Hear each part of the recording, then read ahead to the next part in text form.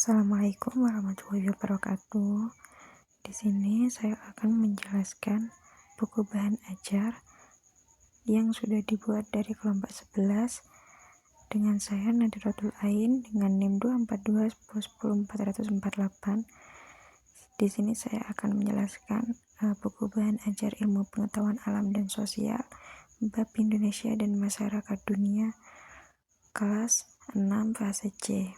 Nah, di slide selanjutnya ada kata pengantar.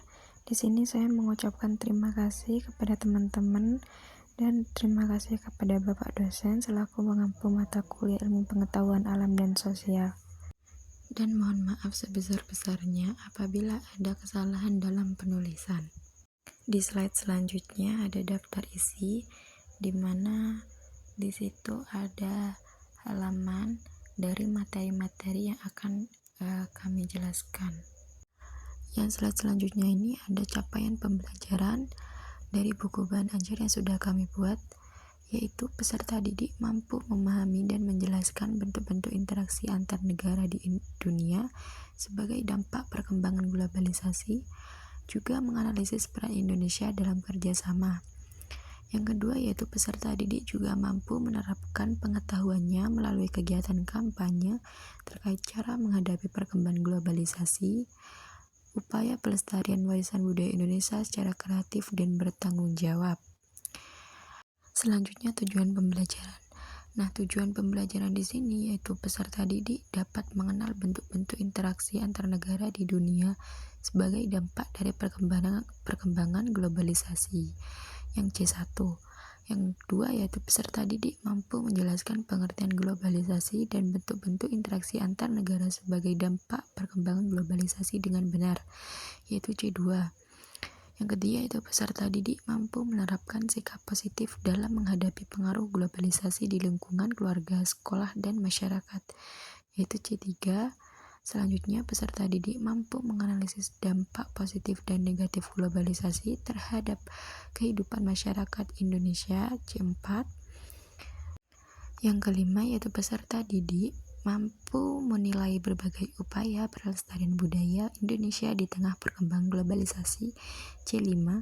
Yang keenam, peserta didik mampu merancang dan melaksanakan kampanye kreatif tentang cara menghadapi perkembangan globalisasi secara bijak, yaitu C6.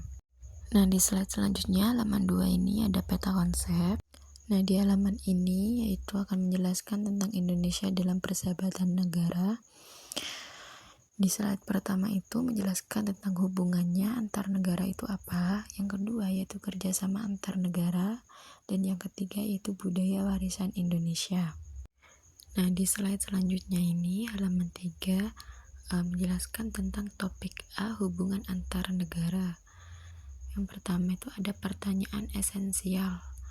Pertama ada pertanyaan, mengapa masyarakat dunia perlu berinteraksi dan bekerja sama? Yang kedua, bagaimana hubungan antar negara dilakukan? Yang ketiga, apa pengaruh globalisasi terhadap kehidupan kita sehari-hari? Nah, di situ ada gambar yang menceritakan tentang hubungan antar negara itu apa. Nah, di slide selanjutnya ini halaman 4, yaitu di situ ada gambar yang kaitannya menjelaskan tentang hubungan perdagangan antar negara, yang menjelaskan tentang istilah ekspor dan impor. Juga di situ menjelaskan tentang mengenal profil suatu negara. Nah, di slide selanjutnya ini halaman 5 yaitu mengenal perdagangan antar negara. Di sini yaitu sudah memahami profil negara tadi.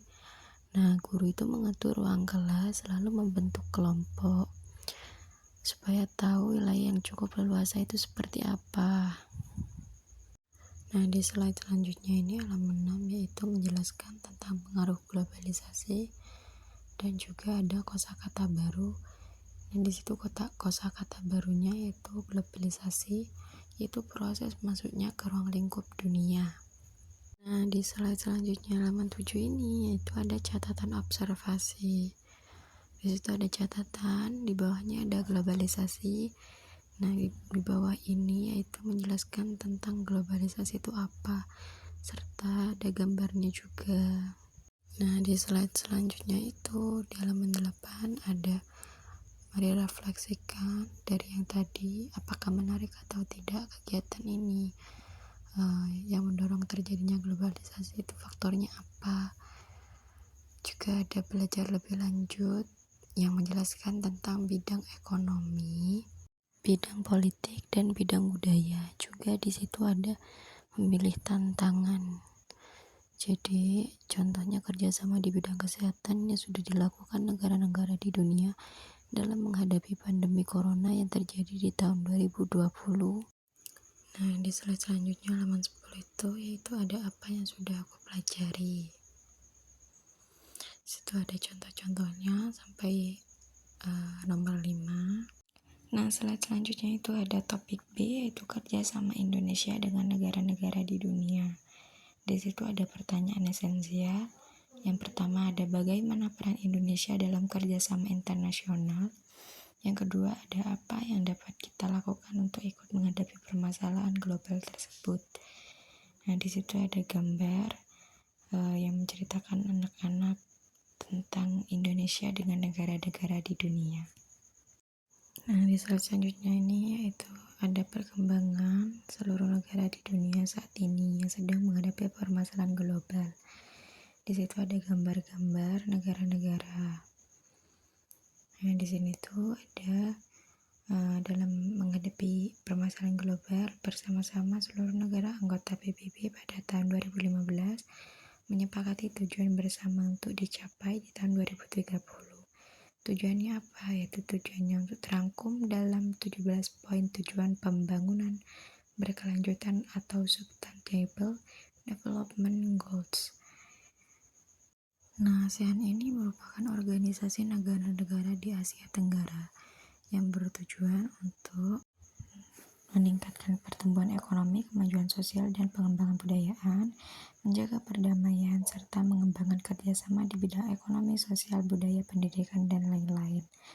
Nah, di situ ada gambar bendera lembaga internasional atau PBB. Nah, dalam rangka menghadapi permasalahan global ini, bersama-sama seluruh negara anggota PBB pada tahun 2015 menyepakati tujuan bersama untuk dicapai di tahun 2030. Tujuannya untuk terangkum dalam 17 poin tujuan pembangunan berkelanjutan atau Sustainable Development Goals. Nah, di situ berikut 17 poin ini yaitu menghilangkan kemiskinan, menghilangkan kelaparan, menjamin kehidupan sehat dan sejahtera, memberikan pendidikan berkualitas, kesetaraan gender, menyediakan air bersih dan sanitasi layak. Yang ketujuh, menyediakan energi bersih dan terjangkau, menyediakan pekerjaan layak dan pertumbuhan ekonomi, membangun industri, inovasi, dan infrastruktur, mengurangi kesenjangan, membangun kota dan pemukiman yang berkelanjutan, membudayakan konsumsi dan produksi yang bertanggung jawab, menangani perubahan iklim, melestarikan ekosistem lautan, melestarikan ekosistem daratan, mewujudkan perdamaian, keadilan, dan kelembapan yang tangguh.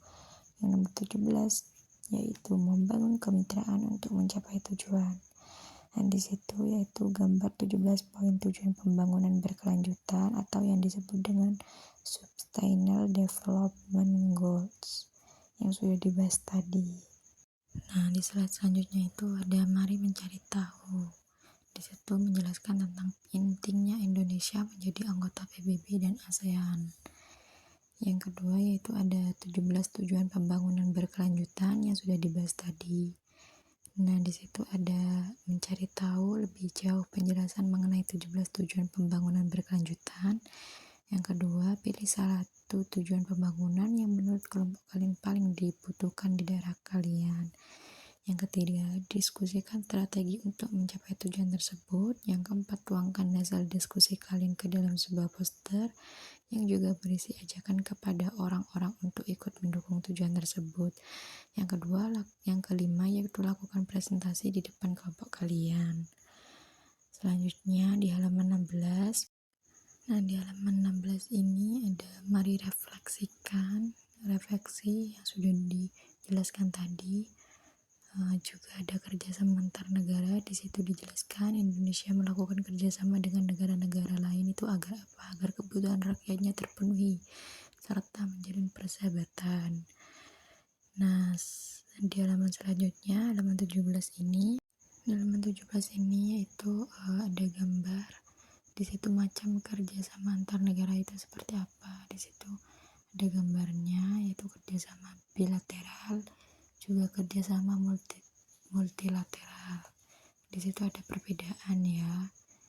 Di bawahnya ada memilih tantangan. Bentuk kerjasama Indonesia dengan negara tetangga itu seperti apa.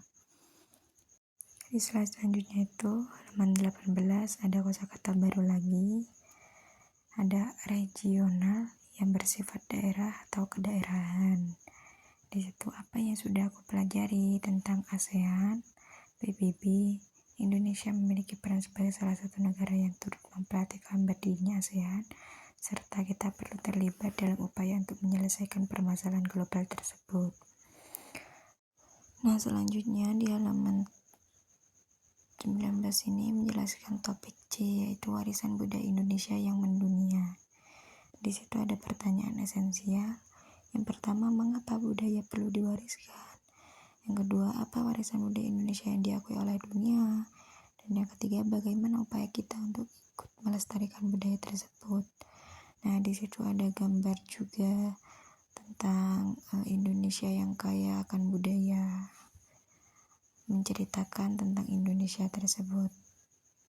Selanjutnya ada budaya Indonesia yang diakui oleh UNESCO. Di halaman 20 itu peserta didik mampu mempresentasikan infografis mengenai warisan budaya.